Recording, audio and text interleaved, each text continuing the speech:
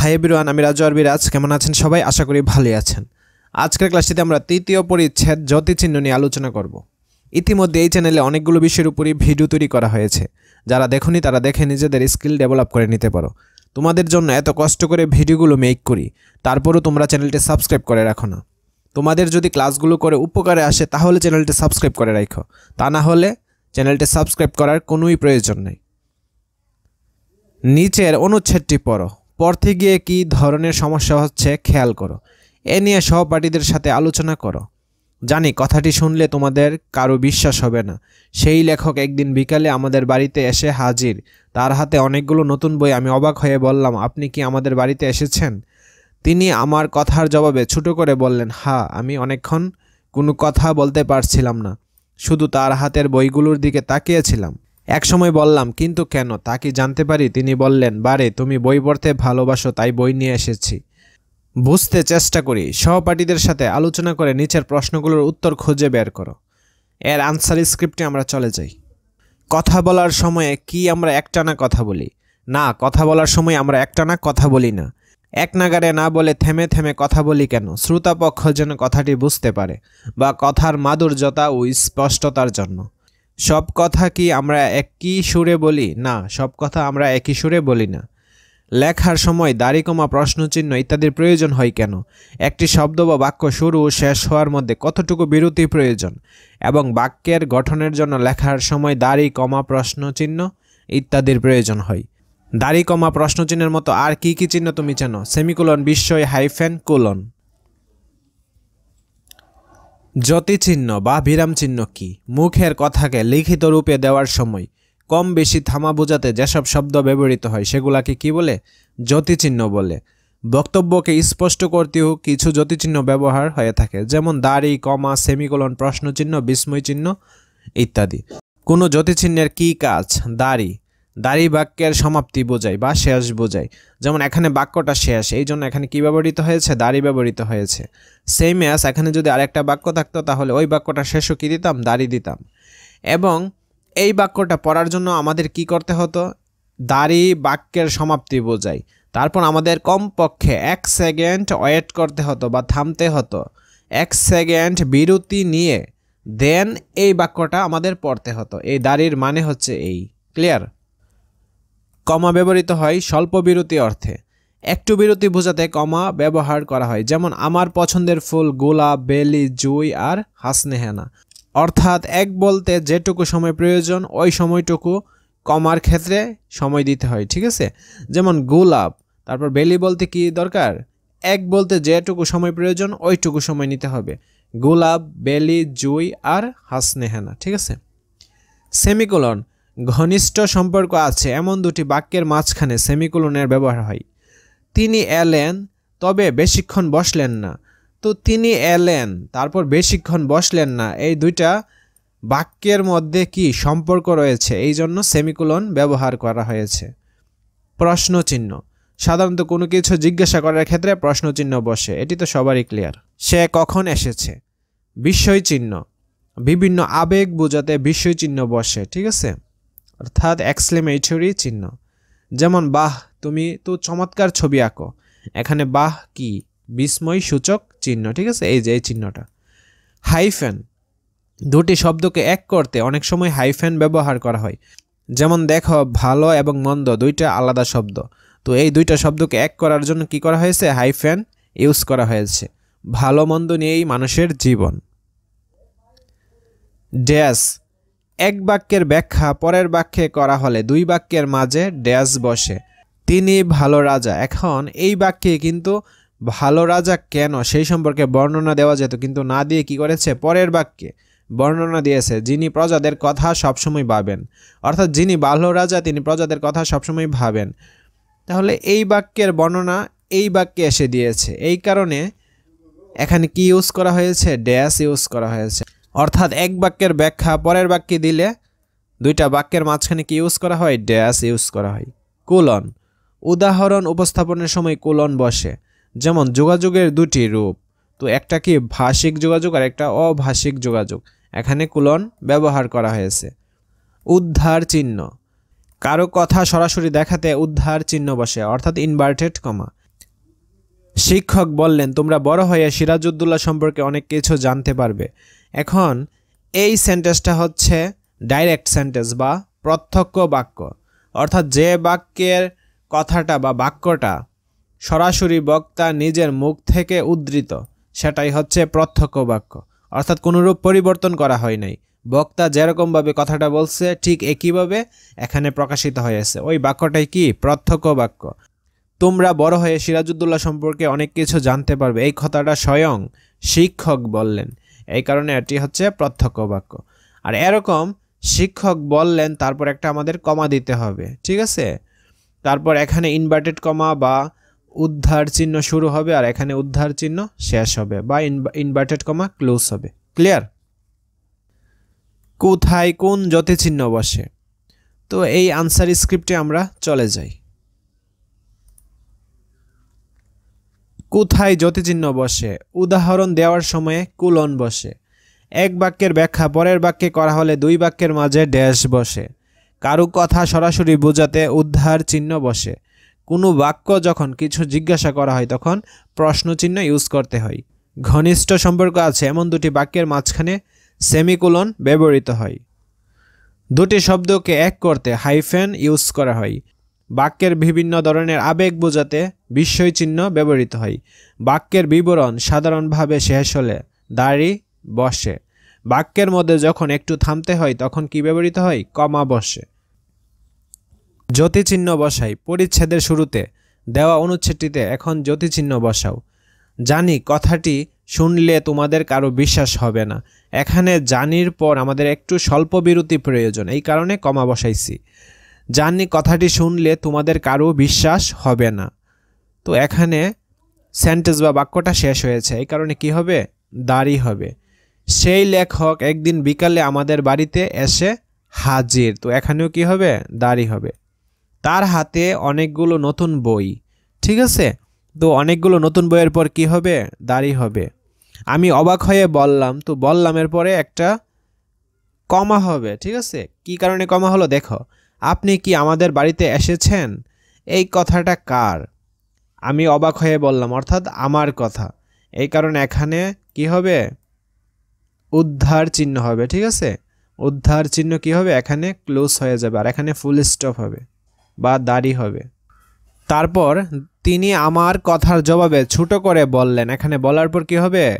একটা কমা হবে। তারপর এখানে উদ্ধার চিহ্ন হবে। হা, এই কথাটা বলছে কি? লোকটি। তো তারপর লোকটির কথা হার পর শেষ, এখানে উদ্ধার চিহ্ন ক্লোজ হবে। আমি অনেকক্ষণ কোনো কথা বলতে পারছিলাম না, এখানে দাড়ি হবে। শুধু তার হাতের বইগুলোর দিকে তাকিয়েছিলাম, তো এখানে কি হবে? দাড়ি হবে। এক সময় বললাম, তো এখানে একটি কমা হবে। তারপর এখানে উদ্ধার চিহ্ন হবে। কিন্তু কেন? এখানে কমা হবে। ঠিক আছে, তা কি জানতে পারি? এখানে প্রশ্নবোধক চিহ্ন হবে এবং উদ্ধার চিহ্ন এখানে বন্ধ হবে, ক্লোজ হবে। ঠিক আছে, তিনি বললেন, এখানে কমা হবে।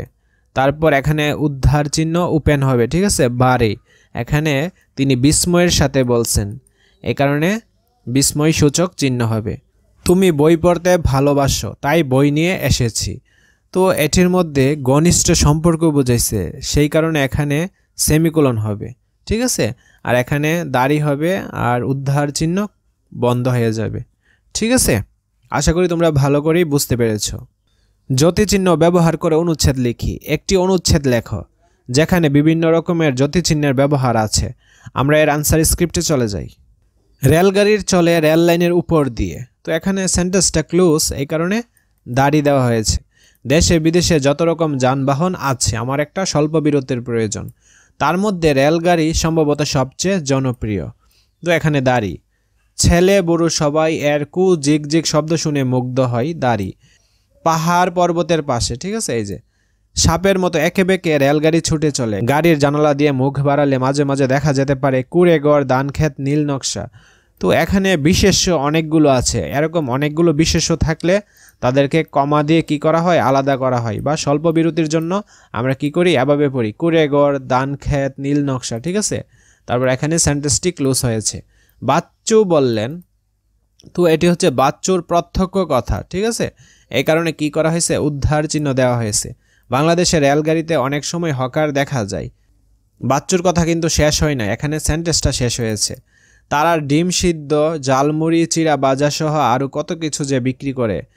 তো এখানে বাচ্চুর কথার মাধ্যমে বিস্ময় প্রকাশ পেয়েছে, সেখানে বিস্ময়সূচক চিহ্নটা দেওয়া হয়েছে।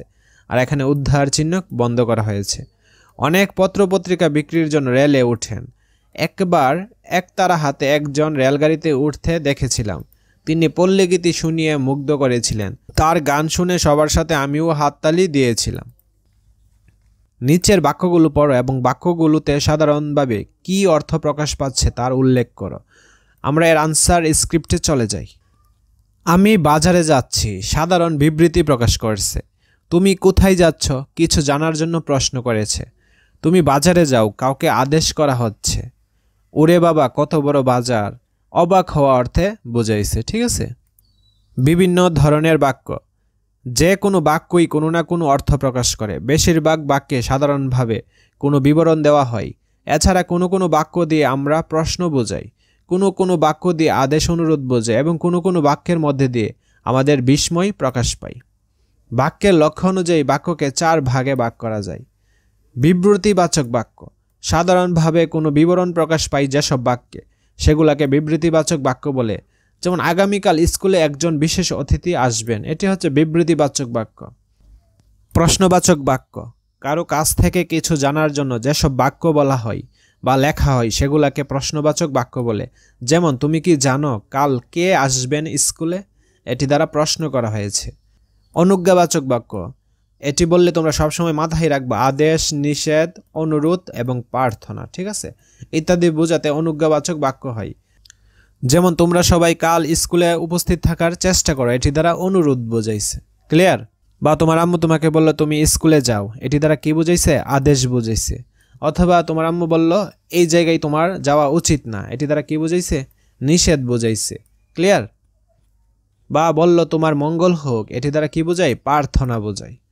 আবেগবাচক বাক্য, কোনো কিছু দেখে বা শুনে অবাক হয়ে যে ধরনের বাক্য তৈরি হয় সেগুলাকে আবেগবাচক বাক্য বলে। যেমন দারুণ, তুমি সময় মতো আসতে পেরেছ।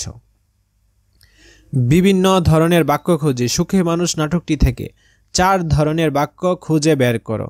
তো আমরা এর আনসার স্ক্রিপ্টে চলে যাই। বিবৃতিবাচক বাক্য আমি 10টি খুঁজে বের করেছি। তোমরা যদি এর থেকে বেশি খুঁজে বের করতে পারো তাহলে খুঁজে নিও। তোমার মোড়লে নিস্তার নাই, আমি হাউমাউ করে কাঁদতে লেগে যাব। তোমার মোড়ল একটা কঠিন লোক, মানুষের কান্না দেখলে হাসে।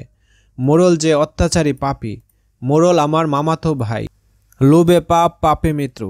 আমি রোগীর নারী পরীক্ষা করেছি। মোড়ল আমার মনিব, সেই কাঠ বাজারে বেচি। তারপর প্রশ্নবাচক বাক্য, মোড়লের ব্যারাম ভালো হবে না কেন? ভাগের চোখ আনতে হবে। হিমালয় পাহাড় তুলে আনবো। আর কোনোদিন লোভ করবে? সুখ কোথায় পাবো? আমার মনে দুঃখ কেন?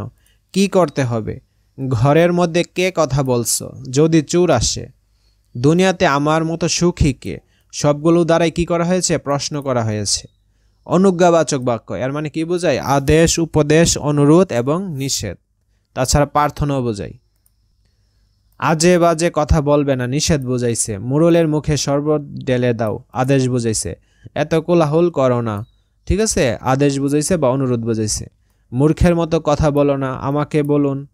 আমাকে বাঁচাও, শান্ত হও, আমাকে শান্তি এনে দাও। মিথ্যা কথা বলো না, জামাটা নিয়ে এসো। ঠিক আছে। আবেগবাচক বাক্য, আপনি বাড়ি যান। এখানে দেখো বিস্ময়ী সূচক চিহ্নটা ইউজ করা হয়েছে। পাগলের মতো হাসছ কেন ভাই? মোড়ল বাঁচবে তো, চুপ চুপ। জামা মানে জামা, আমার কত টাকা, কত বড় বাড়ি। অনুচ্ছেদ লিখি। বিবৃতিবাচক, প্রশ্নবাচক, অনুজ্ঞাবাচক ও আবেগবাচক এই 4 ধরনের বাক্য ব্যবহার করে একটি অনুচ্ছেদ লেখো। আমরা এর আনসার স্ক্রিপ্টটা দেখে নিই।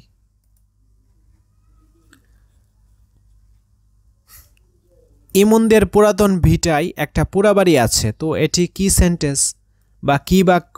বিবৃতিমূলক বাক্য। ঠিক আছে। সেখানে কয়েকদিন ধরে কিছু অপরিচিত লোকের আনাগোনা দেখা যাচ্ছে, এটিও হবে বিবৃতিবাচক বাক্য। কামাল বলছিল ওখানে গুপ্তধন থাকতে পারে, এটিও বিবৃতিবাচক বাক্য। নিলয় ক্ষণিক কৌতূহলী হয়ে ইমনের দিকে তাকিয়ে বলেছিলেন, কি রে ইমন, ওই বাড়িতে গুপ্তধন আছে নাকি?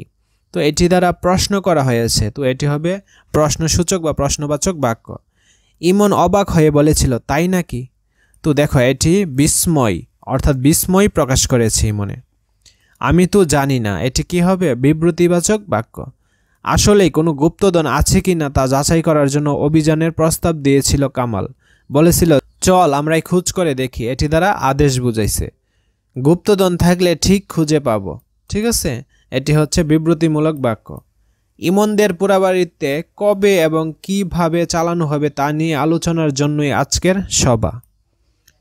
আমার অবশ্যই খানিক ভয় ভয় করছে, কারণ অপরিচিত লোকগুলো যদি ঠিক গুপ্তধন খুঁজতে আসে। এখানে দেখো বিস্ময় সূচক চিহ্নটা আসছে, তার মানে এটি কি বিস্ময়বাচক বাক্য। আর যদি আমার সাথে ওদের দেখা হয়ে যায়, এটিও কি বিস্ময় সূচক বাক্য। আজকের ক্লাসটি এই পর্যন্তই। পরবর্তী ক্লাসটি আমরা 4র্থ অধ্যায় থেকে শুরু করব। যারা চ্যানেলটি এখনও সাবস্ক্রাইব করো নাই, প্লিজ চ্যানেলটি সাবস্ক্রাইব করে আমার সাথেই থাকো। Thank you everyone.